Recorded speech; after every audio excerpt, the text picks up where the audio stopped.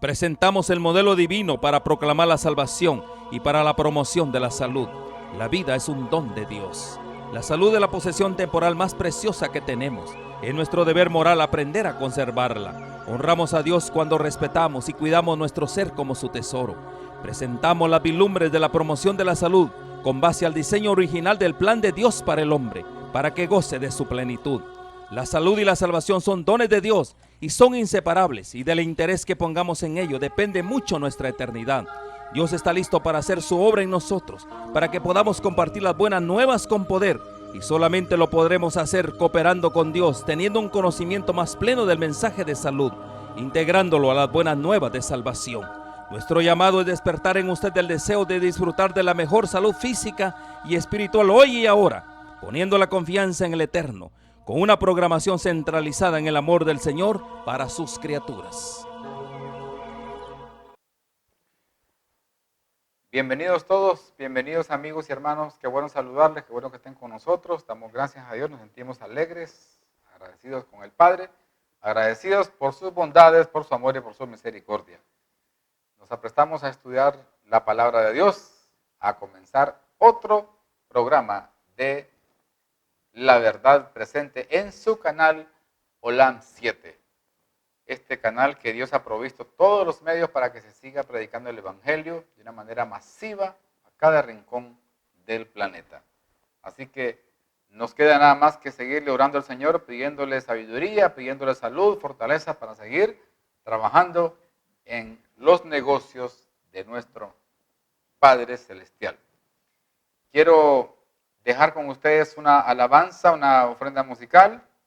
Les recomiendo que vaya buscando su Biblia, tómela, téngala frente a usted para que le demos seguimiento al estudio en esta ocasión que tiene que ver con las bondades, las promesas de felicidad que Dios nos da como bendición en el libro de Apocalipsis. Así que les dejo con el himno Gran Gozo hay en mi alma hoy.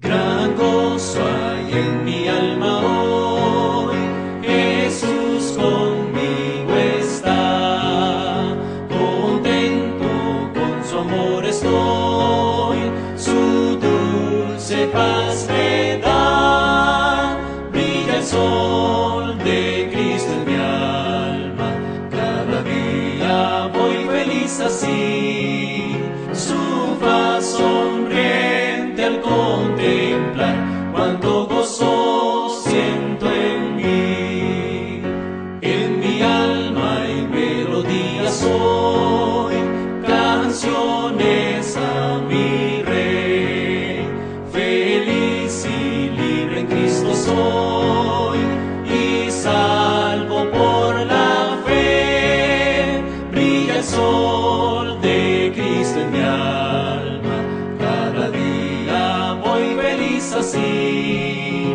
su faz sonriente al contemplar, cuánto gozo siento en mí, paz plena tengo en mi alma hoy, pues Cristo me salvó, mis hierros rotos quedan ya, Jesús me libertó, brilla el sol de Cristo en mi alma, cada día voy feliz así, su faz sonriente al contemplar, cuánto gozo siento en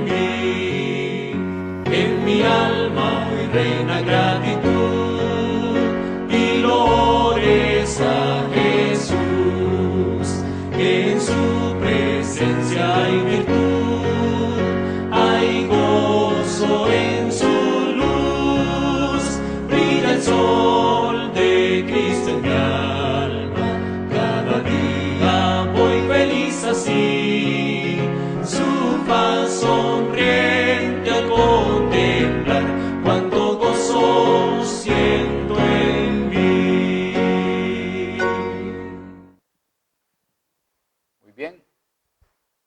excelente reflexión que encontramos en este himno. Gran gozo en mi alma hay. Gran gozo hay en mi alma hoy. Qué bueno saber de que en nuestro corazón Dios lo ha llenado de mucho amor. Pero para nosotros como cristianos es realmente una prueba fehaciente de que nosotros somos salvos, manteniendo eso que dice el himno, un gran gozo, y uno de los primeros dones que el Espíritu da a las personas que se arrepienten y que le entregan su corazón a Jesús, que se bautizan. Entre el primero es el amor y el segundo es el gozo. Así que no puede ser que una persona que haya sido rescatada por la sangre de Jesús esté con amarguras, solamente enojado por todo, se enoja, se pone de mal humor. No, tiene que haber gozo, un gozo santo. No se trata de hacer changoneta o chabacanada, sino que un gozo especial, algo que nos haga sentir a nosotros en realidad que somos salvos, que somos comprados por la sangre de Jesús, que estamos preparándonos y encaminándonos hacia la patria celestial, hacia la Nueva Jerusalén. Que este mundo de pecado se va a terminar, que este mundo de pecado va a llegar a su final.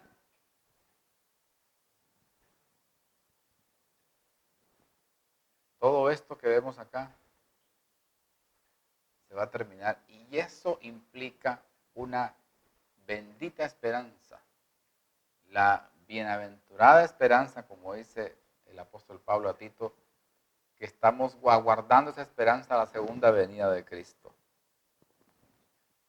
Y eso debe de ser una razón suficiente para llenarnos a nosotros de gozo, de alegría, de darle gloria a Dios por ese acontecimiento, la segunda venida de Cristo. Así que gran gozo hay en mi alma hoy, y dice y reza el himno, Jesús conmigo está.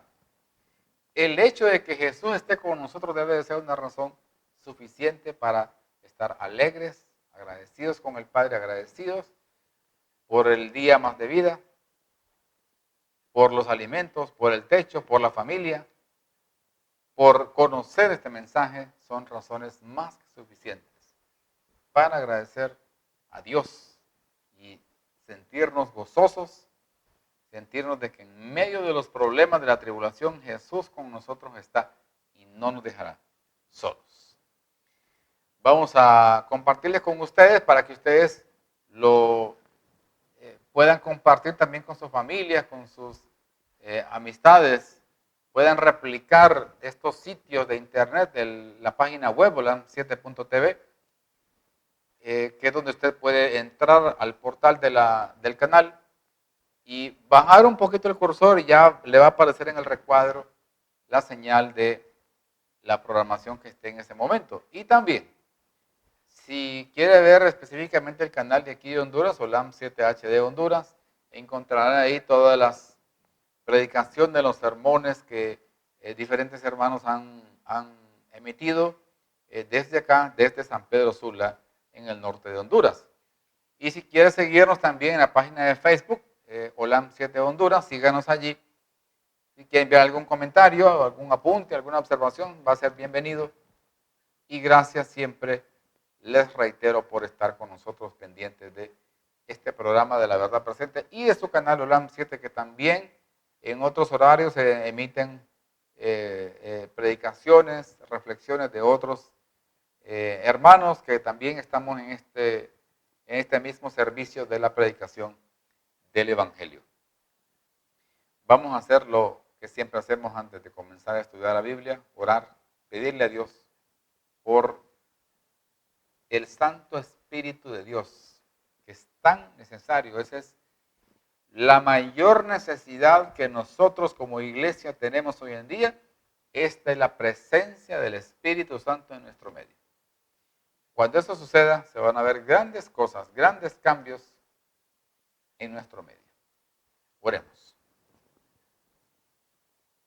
Padre eterno, que moras en los atrios celestiales, a ti sea la honra, la gloria y todo reconocimiento por los siglos de los siglos. Bendito sea, Señor, que nos regalas este tiempo para poder seguir estudiando tu palabra, para poder seguir escuchando tu voz a través de la Biblia, a través de lo que nos tienes ahí como promesas, como tu palabra que está allí escrita, que vive y permanece para siempre. Danos un corazón, Señor, sumiso, obediente, que podamos ser receptivos. Que tu Espíritu Santo sea quien nos convenza, quien nos instruya, a todos los que en este momento estamos viendo este programa, que puedan ser impresionados por el poder de tu palabra. Hemos pedido y agradecido todos estos favores. En el precioso nombre de Jesús. Amén. Estamos listos ya para comenzar y nuestro tema de esta oportunidad tiene que ver con Apocalipsis y la primera bienaventuranza que nosotros podemos encontrar en este libro. Por lo general, la gente cuando habla de Apocalipsis o se lo mencionan, entonces empiezan a relacionar este libro con bestias, con cuernos, con dragones, con plagas, con bestias semejantes a un cordero, con leopardos, con espíritus inmundos, todo ese tipo de cosas que le pueden generar miedo a alguien. Entonces la gente dice, no, yo no quiero estudiar ese libro, a mí me da terror. A mí puedo hasta tener pesadillas en la noche. Si yo me pongo a leer ese libro y yo no le entiendo a nada de lo que dice ahí, esos símbolos, no sé qué quiere decir y me da pánico estar leyendo sobre marca de la bestia y el fuego y el azufre y le huyen. Y dicen, no, yo en realidad solo me quiero quedar con las bienaventuranzas, me quiero quedar con lo que dijo ahí Jesús en el Sermón del Monte. Vamos a leer ahí lo que Jesús dice que la parábola de la mostaza, la semilla de mostaza, en fin, solamente eso. Apocalipsis nos da miedo, o no lo entendemos, pero en realidad, si hay un libro en la Biblia que fue escrito por amor, o sea, lo que más movió a escribir este libro fue el amor, el Apocalipsis. Y alguien va a decir, pero ¿por qué? No es posible si hablan un lenguaje tan feo. Bueno, todo lo que describe ahí Apocalipsis, la mayor parte es simbólico. Pero Dios por amor a nosotros proveyó el medio para que ese libro fuera escrito. Salvaguardó la vida de Juan, que en su momento fue lanzado, metido en una olla de aceite hirviendo para matarlo y no lo pudieron matar. Así que dijeron, este señor vamos a mandarlo allá al exilio, mandémoslo a la isla de Patmos. Y en esa isla, en ese tiempo, nadie podía salir de ahí. Ya no va a seguir predicando, así que lo vamos a mandar para allá. Y así hicieron. Llevaron a Juan para allá y allá lo tuvieron. Allá se quedó Pablo y Juan y nunca más volvió a salir de allí. Sin embargo, Dios nunca lo desamparó. Dios siempre estuvo con él. Y allí se le presentó, lo acompañó, le hizo tener visiones, lo capacitó, lo fortaleció para poder escribir este libro de Apocalipsis.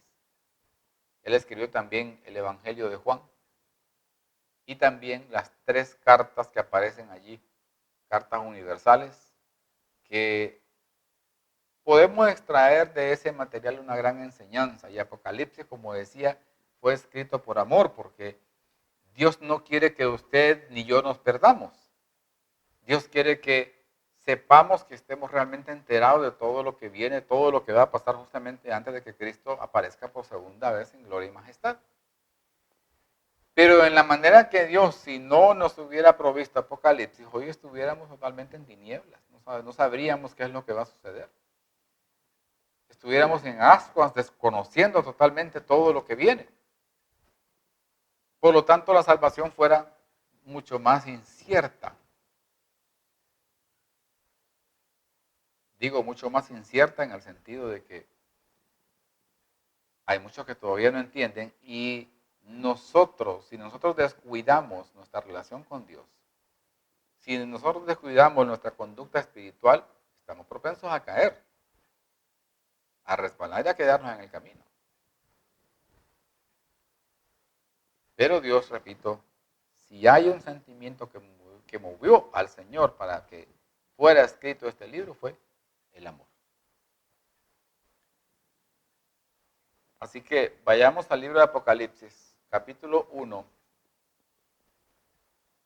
Y vamos a leer desde el versículo 1 al 3 y vamos a encontrar que en estos versículos Dios nos pone a nosotros acá el hecho de que creer en Dios implica leer, implica escuchar, hablando de la Biblia, implica leerla, implica escucharla, implica también, más que todo, guardar las cosas que están acá. Obedecerlas, ser obedientes, ser sumisos, ser humildes en reconocer que a veces se cree una cosa, pero la Biblia dice otra, y es menester que seamos humildes en decir, nos equivocamos en esto. Yo voy a obedecer lo que la gente diga, yo voy a obedecer lo que dice la Biblia, y solamente lo que dice la Biblia. Entonces,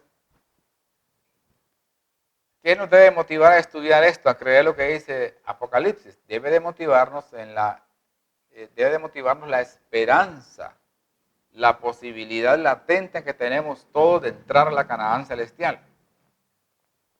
Es indispensable entenderlo, leerlo, reflexionar en ello, practicar lo que dice ahí, compartir con mucha gente.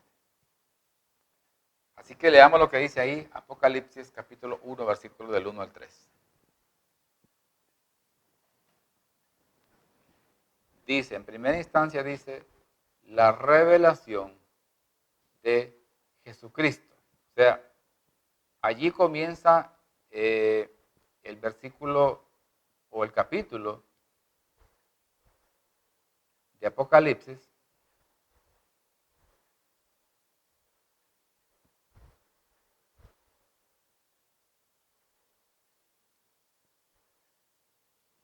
Comienza diciendo la revelación de Jesucristo. El libro de Apocalipsis, su palabra, la misma palabra Apocalipsis significa revelación.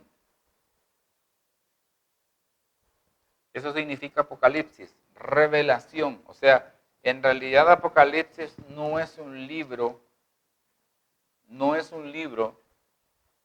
que está como con un tabú, está como cerrado, como que es totalmente fuera del alcance de nosotros para entenderlo.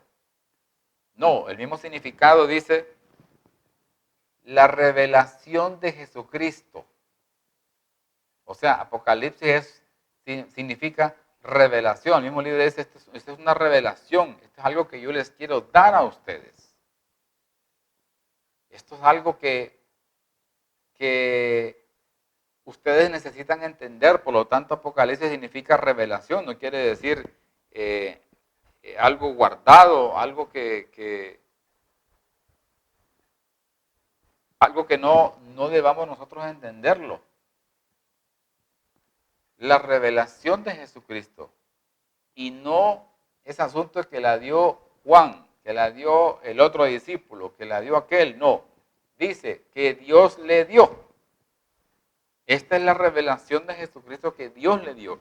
Dios está interesado en que usted y yo comprendamos lo que está descrito en este libro. Ahora, ¿para qué? ¿Con qué objetivo? Bueno, para manifestar a sus siervos las cosas que deben suceder pronto. ¿Cuál es el objetivo principal del Apocalipsis? Manifestarnos a nosotros sus siervos, las cosas que deben suceder pronto. ¿Para qué? Pues para que nos preparemos. Para que estemos listos, para que estemos apercibidos de lo que viene, de los engaños que va a lanzar el diablo para hacer caer a su pueblo, al pueblo de Dios. Y dice, la declaró enviándola por medio de ¿quién? De su ángel. Y luego de enviarla por medio de su ángel, para que éste se la diera a su siervo Juan. Versículo 2. Que ha dado testimonio de la palabra de Dios y del testimonio de Jesucristo y de todas las cosas que ha visto.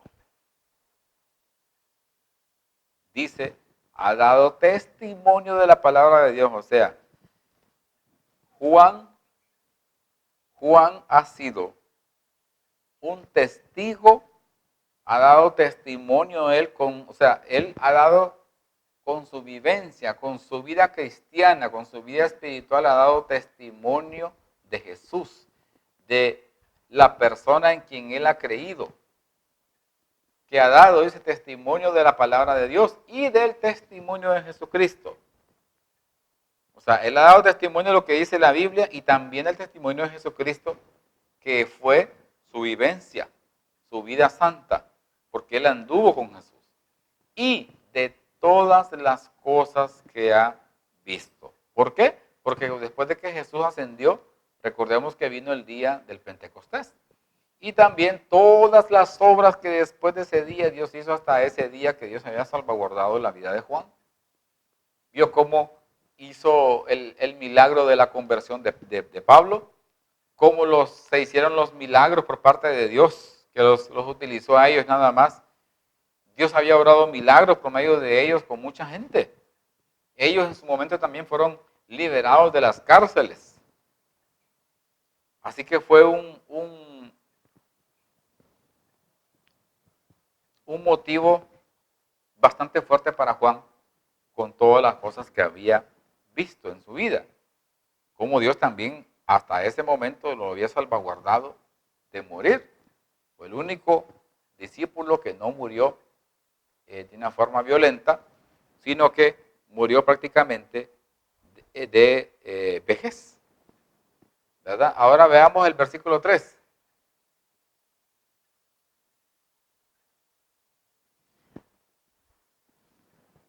Relata el apóstol acá, bienaventurado. ¿Qué quiere decir bienaventurado? Bienaventurado no quiere decir feliz. Quiere decir más bien supremamente feliz.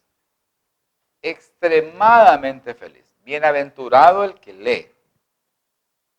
O sea, el que lee este libro. Está hablando él de las palabras de ese libro de Apocalipsis. Dice, bienaventurado el que lee. Y no solamente el que lee. Agrega, y los que oyen las palabras de esta profecía. O sea, que le ponen atención, que la entienden, que la reflexionan, que la analizan, que la hacen suya, que la atesoran.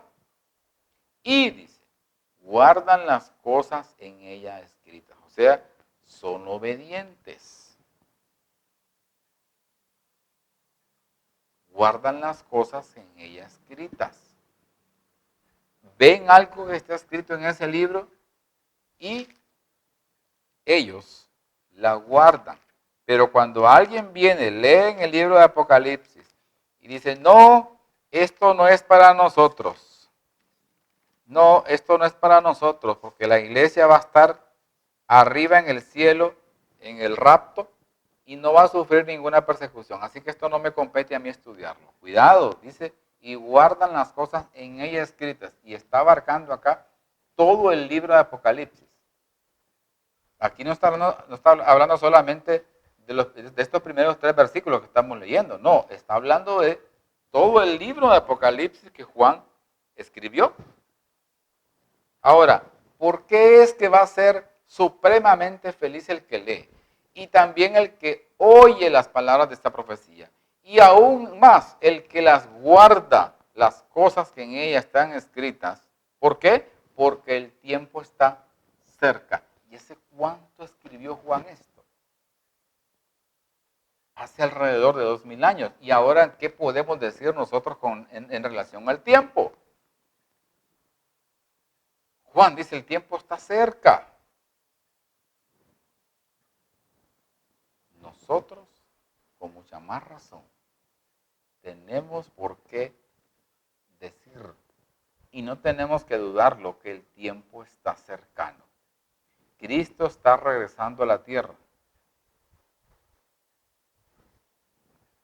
Imagínense, extremadamente feliz el que lee, el que oye las palabras de esta profecía y las guarda, porque el tiempo está cerca. O sea, el que las lee, oye y guarda estará listo para cuando Cristo venga. Y el que no hace una de las tres cosas no estará listo. Ahora, vamos a entrar en el asunto de la bienaventuranza para el que lee.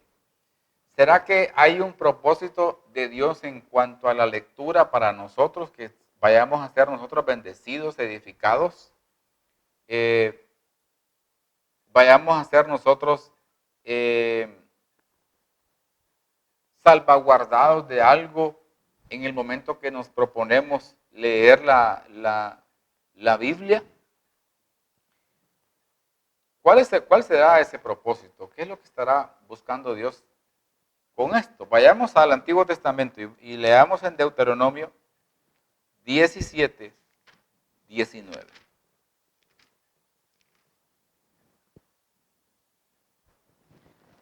Deuteronomio 17, 19.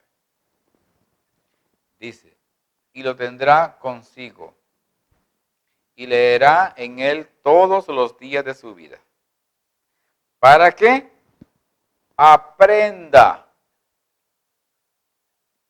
Voy a repetir este versículo. Y lo tendrá consigo, y leerá en él todos los días de su vida. ¿Para qué? Para que aprenda. ¿Pero para que aprenda qué? A temer a Jehová su Dios, para guardar todas las palabras de esta ley y estos estatutos. Y luego dice, para ponerlos por obra. No solamente aprender a temer a Jehová, es para que la persona ponga en práctica todas las cosas que está aprendiendo. O sea, el propósito supremo, principal de Dios, en el momento que se encarga de recomendarnos leer la Escritura, es que nosotros aprendamos. Y por ende, al aprender, podemos poner en práctica algo que ya sabemos. Porque no podemos, es imposible estar diciendo, practique esto, haga aquello, haga lo otro, si es algo que en realidad la gente no sabe. Es imposible, es absurdo que alguien va a practicar algo que no lo sabe. Alguien, por ejemplo, si nadie sabe, que el agua, por ejemplo, con medio limón exprimido allí, es bueno para limpiar el hígado, para botar grasa, para alcalinizar el cuerpo, para activar los órganos. Y si alguien no sabe qué hace eso, entonces ¿cómo va a motivarse él para hacerlo? No lo va a hacer. No sabe. Fíjese que yo no sabía. Pero cuando la gente ya sabe, mire qué bueno es, voy a hacer el esfuerzo de cómo hacerlo todos los días.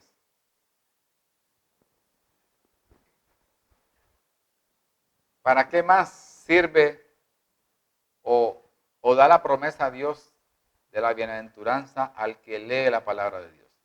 Vayamos a Jeremías, siempre en el Antiguo Testamento, capítulo 15, versículo 16. Jeremías 15, 16. Dice así: fueron halladas tus palabras y yo las comí, dice el profeta, y tu palabra me fue por gozo y por alegría, ¿de dónde? De mi corazón. Porque tu nombre se invocó sobre mí, oh Jehová, Dios de los ejércitos. Repito este versículo, es importante. Fueron halladas tus palabras y yo las comí.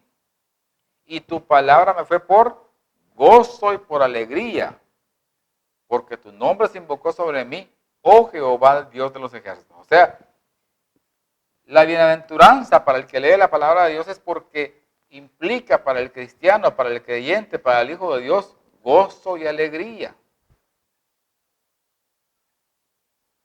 Ahora, el estudio también de las Sagradas Escrituras conlleva para nosotros como cristianos parte de nuestro alimento diario. Parte de nuestra alimentación básica en nuestra vida espiritual. Si nosotros no leemos la Biblia, si no la estudiamos, si no reflexionamos, difícilmente vamos a crecer espiritualmente hablando. ¿No lo vamos a hacer? Y también implica también nuestro crecimiento espiritual que tanto sea la cantidad que vaya al par de la calidad. O sea, la cantidad puede ser extensa, pero si no hay calidad, si no se reflexiona en esa, solamente leer, no. Pero si al mismo tiempo va la calidad donde uno lee algo, subraya, resume, reflexiona, entonces puede tener un mejor resultado en la vida de cada uno de nosotros. ¿Verdad? Ahora, hay una bienaventuranza también para el que escucha la palabra de Dios. No solamente es leerla, sino también para el que la escucha. Porque tal vez alguien la está dictando. Entonces se trata de poner atención, de ser reverentes en el momento que alguien está hablando sobre ella. Veamos lo que dice el apóstol Pablo. Versículo muy conocido, Romanos 10. Romanos 10, 17. Dice, así que la fe es por el oír y el oír por la palabra de Dios. Entonces, también nos da a nosotros en la vida una gran bendición el hecho de tener fe en lo que oímos. Y cuando oímos, dice, la palabra de Dios. Cuando nosotros escuchamos la Biblia, cuando nosotros escuchamos los mensajes de la Biblia, nosotros ampliamos nuestro conocimiento de Dios. Nosotros llegamos a una relación más amplia con Dios. Somos más abiertos, somos más entregados. Porque ya conocemos que Dios es omnipotente, omnipresente, omnisapiente, que puede estar en todos lados. Así que uno se abre con el corazón y le cuenta todo al Señor. La oración no es estar hablando algo repetitivo, sin sentido a veces, y ya se vuelve como algo monótono. No, se trata de conversar con Dios. Nosotros tenemos que tener a Dios como un amigo. Y una amistad se cultiva ¿de qué forma? En la convivencia, en el día a día. Entre más tiempo pasa eso, más se solidifica esa amistad. ¿Cómo se siente usted? ¿Cuál es su sensación cuando usted, por ejemplo, se encuentra con alguien que usted dice, tengo de conocerlo 20 años, 30 años, 40, 50, somos amigos desde la niñez? Se siente con confianza con esa persona. Se siente bien, se siente a gusto porque uno empieza a contar vivencias de la niñez, de la adolescencia, de la juventud. Y esos detalles van unificando y van consolidando una amistad.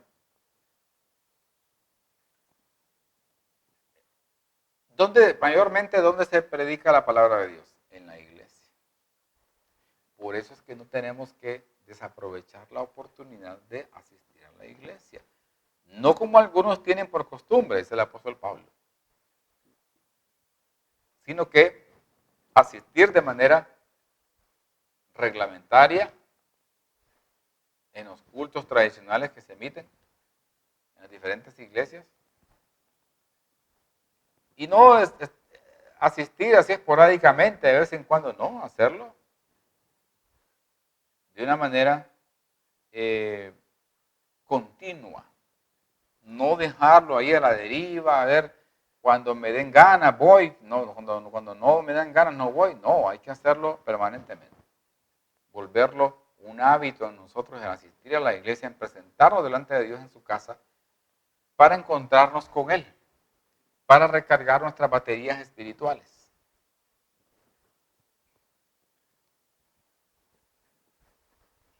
Según pase eso una vez y otra vez y otra vez, la persona se va consolidando, va creciendo espiritualmente y los cambios serán inequívocos que pasarán en la persona.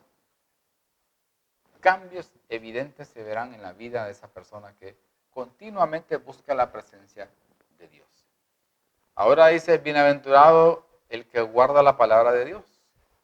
Veamos lo que dice Lucas. O sea, está hablando el que la guarda es el que la obedece, el que la cumple. Lucas capítulo 6, versículos 46 al 49.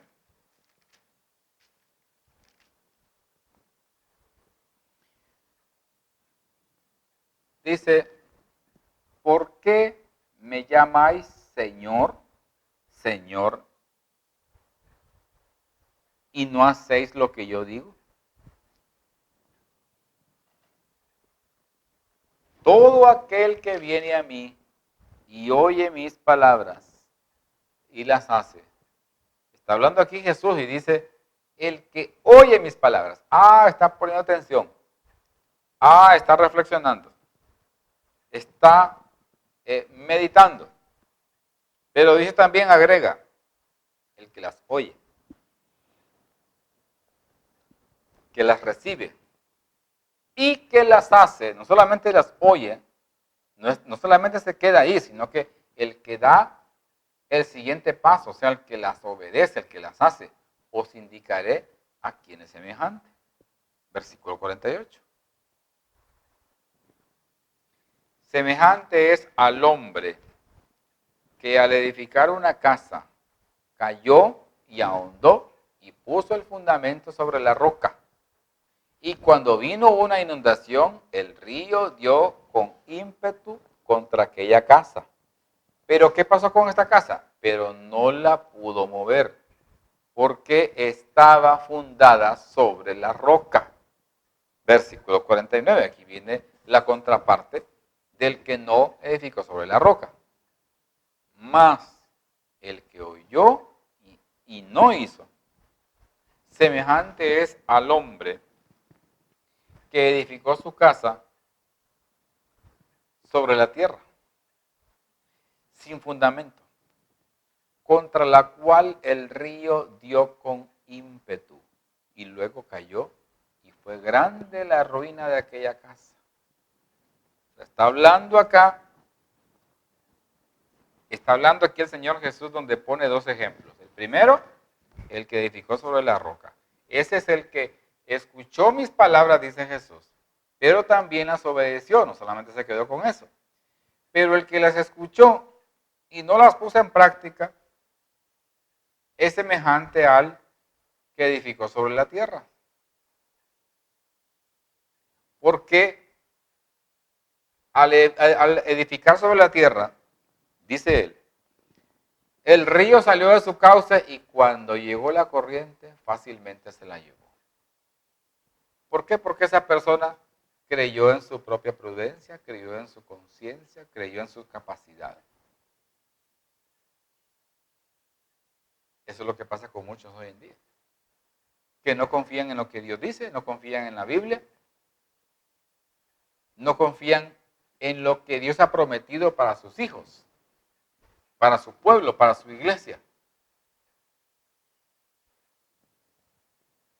Sino que lo dejan sin importancia.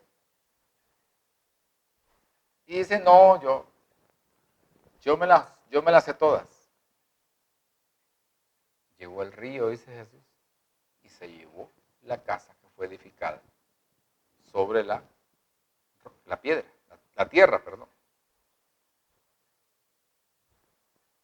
O sea, el que no guarda las palabras también es semejante al que edificó sobre la arena. Terrible. ¿Sobre qué cimiento está edificada su fe? ¿Sobre lo que dice la Biblia? ¿O sobre lo que dice el hombre? ¿O sobre las fábulas? ¿O sobre su conciencia? ¿O sobre lo que dice su líder religioso? No. Cuando su fe esté cimentada en lo que dice la Biblia, su fe será robustecida. Usted crecerá todos los días. Tendrá un crecimiento. En esto se trata el hecho de que nosotros tengamos una fe que esté sólidamente establecida. Sólidamente establecida. Porque si no es así, estamos expuestos nosotros a una gran cantidad de doctrinas falsas, una gran cantidad de sofismas, una gran cantidad hasta de milagros que el diablo va a lanzar en el mundo con tal de engañar a mucha gente. Con tal de traerlos a sus adeptos, ser parte de sus adeptos.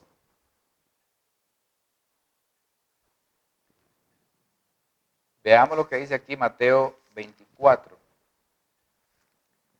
El libro de Mateo dice, Mateo 24, versículo 3 y 4. Vamos a leer el versículo 3 y 4. Y estando él sentado en el monte de los olivos, los discípulos se le acercaron aparte, diciendo,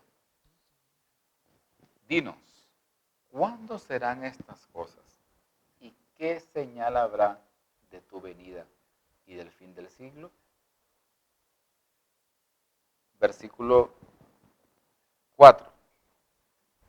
Respondiendo Jesús les dijo, mirad que nadie os engañe. Cuando los discípulos le dijeron, Señor, ¿cuáles van a ser las señales de tu venida cuando tú estés cerca ya de aparecer de nuevo en gloria y majestad? Lo primero que Jesús les dijo fue, miren ustedes y cuiden que nadie los vaya a engañar. ¿Por qué? Porque el diablo anda buscando cómo engañar a la gente. Y lo está haciendo de una manera impresionante, con milagros, con cosas extraordinarias.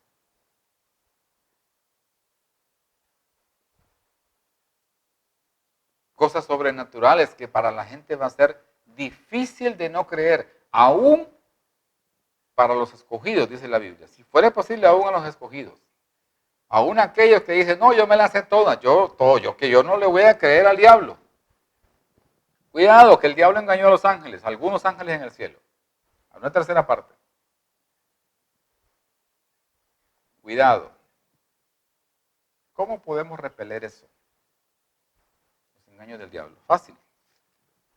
Sencillo. Vamos a poner este ejemplo en Mateo 4, versículo 9 y 10. 9 y 10 de Mateo 4.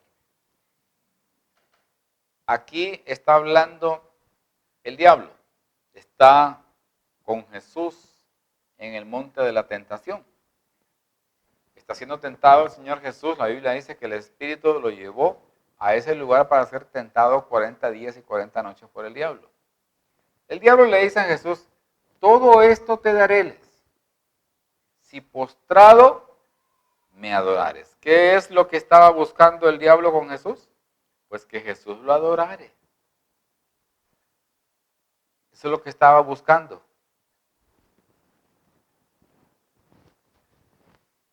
Todo esto te daré si postrado me adorares. Pero ¿qué le contestó Jesús? ¿Será que Jesús le iba a contestar? No, es que yo no te creo. Es que tú eres mentiroso. No, Satanás, es que esto te lo has inventado. Es que yo en realidad yo soy el Hijo de Dios. Yo soy Dios mismo el que creó todo y es imposible que me engañes. Es imposible que me estés induciendo a pecar, a que te adore. ¿Qué dice ahora el versículo 10? Entonces Jesús le dijo, vete, Satanás, porque escrito está, al Señor tu Dios adorarás y a Él solo servirás. O sea, le contestó con un así dice Jehová. Y si usted revisa esta cita que Jesús declaró acá en Mateo 4:10, usted la encuentra en Deuteronomio 6:13. Ahí está. Entonces, cada vez que el diablo lo tentaba a Jesús, ¿cómo le contestaba? Miremos el otro ejemplo ahí en el versículo 7, o mejor dicho, en el versículo 6 y 7 del capítulo 4 de Mateo. Y le dijo, si eres hijo de Dios, échate abajo, porque escrito está, a sus ángeles mandará cerca de ti, y en sus manos te sostendrán, para que no tropieces con tu pie en piedra. Versículo 7. Jesús le dijo, escrito está también, no tentarás al Señor tu Dios. Y eso nosotros, ¿dónde lo encontramos? En Deuteronomio 6:16. O sea, Jesús lo que estaba haciendo era contrarrestando las tentaciones del diablo con un así dice Jehová. Y esa es el arma letal que tenemos nosotros contra el enemigo. Contra la falsa doctrina, contra las acechanzas, contra los milagros, aun aunque haga descender fuego del cielo, porque se le va a permitir gran capacidad para hacer milagros al diablo. Y si algo, como dice Martín Lutero, si hay cosas que aún hicieren, en su momento él lo dijo este gran hombre de Dios, que se levantó en contra de la Santa Inquisición, que mantuvo la Iglesia Católica por 1260 años. Él dijo, si aún algo hiciere descender milagros del cielo, hiciera llover fuego del cielo, cosas sobrenaturales, tiene que ser sometido todo a lo que dice la palabra de Dios. Esta es nuestra regla de fe. Esta es nuestra norma de justicia. Es donde nosotros tenemos cimentada nuestra conciencia, nuestra fe, nuestra creencia. Tenemos que vivirla, leerla, oírla y guardarla. Cuando hagamos eso, seremos en realidad un ejemplo para el mundo. Seremos, como dice Jesús, luz. Vosotros, dice, sois luz, pero una luz que alumbre y que traiga muchas almas para que sus nombres sean escritos en el libro de la vida y que así, de esa forma, puedan entrar al reino de los cielos. Que nosotros seamos luz para el mundo. Una luz que nunca se apague, que se mantenga como una llama viva que pregone el evangelio de Cristo Jesús. Les dejo con una alabanza para terminar esta reflexión.